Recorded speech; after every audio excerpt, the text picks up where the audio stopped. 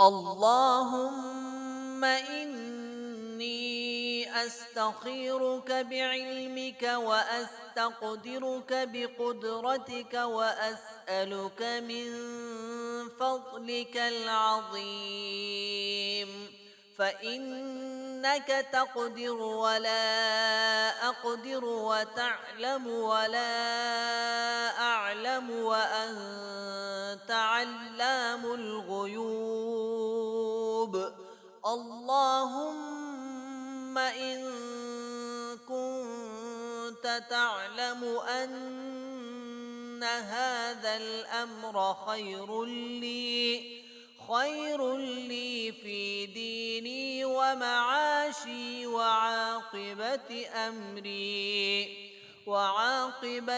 أمري فاقدره لي ويسره لي، ثم بارك لي فيه. وإن كنت تعلم أن